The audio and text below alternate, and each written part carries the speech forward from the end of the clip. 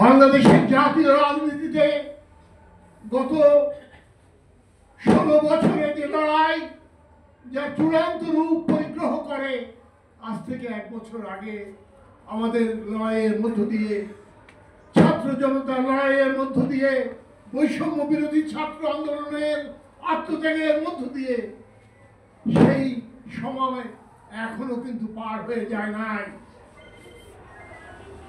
আজ অত্যন্ত আনন্দের দিন। আমাদের সরকার প্রধান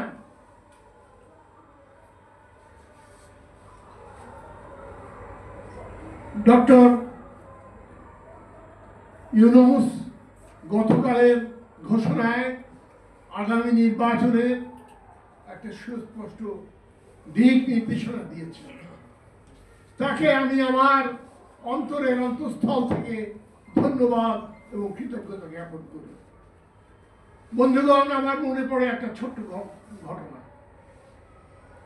আজ থেকে সম্ভবত 7-8 দিন আগে তিনি যমুনা গেস্ট হাউসে আমাদেরকে ডেকেছিলেন। সেখানে আমরা গিয়েছিলাম, 12 দলীয় জোটের নেতৃবৃন্দ আমরা গিয়েছিলাম।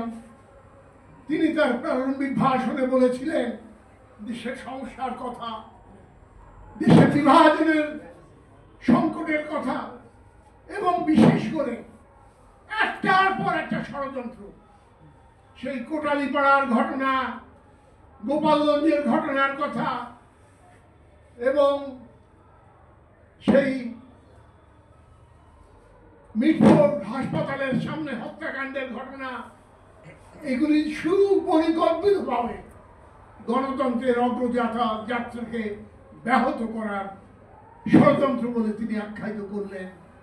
এবং তার জবাবে আমরা বলেছিলাম, মাননীয় প্রধান উপদেষ্টা, আপনি নির্বাচনের সুনির্দিষ্ট সময় ঘোষণা করেন, এই সমস্ত সমস্যা অর্ধেক সমাধান হয়ে যাবে।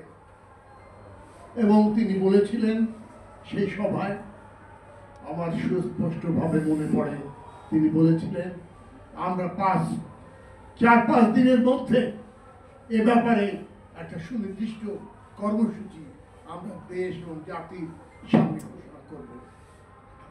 তিনি বলেছিলেন, সুস্পষ্ট ভাষায় বলেছিলেন।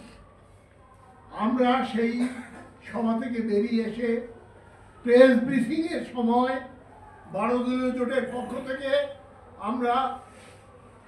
আমি জোটের মুখপাত্র হিসাবে জোটের পক্ষ থেকে বলেছিলাম, মাননীয় প্রধান উপদেষ্টা আমাদেরকে আশ্বাস দিয়েছেন আগামী 4-5 দিনের মধ্যে আসন্ন নির্বাচনের একটি সময়সীমা এবং দিনক্ষণ তিনি ঘোষণা করবেন।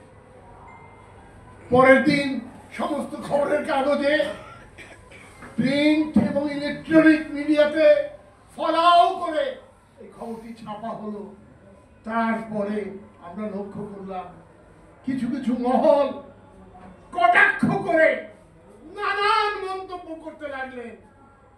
একদিকে প্রফেসর ইউনূস সম্পর্কে তার সম্পর্কে বলা হলো, তিনি এমনি ধরনের ওয়াদা এবং আশ্বাস বহু দিয়ে থাকেন।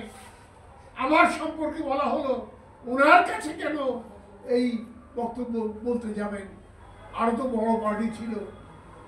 আসলে উনি আমাকে বলেন নাই, উনি উপস্থিত রাজনৈতিক নেতৃবৃন্দের উদ্দেশ্যে বলেছিলেন যে অতি সত্বর আগামী 4-5 দিনের মধ্যে আমরা নির্বাচনের একটা সুস্পষ্ট সময়সীমা ঘোষণা করব।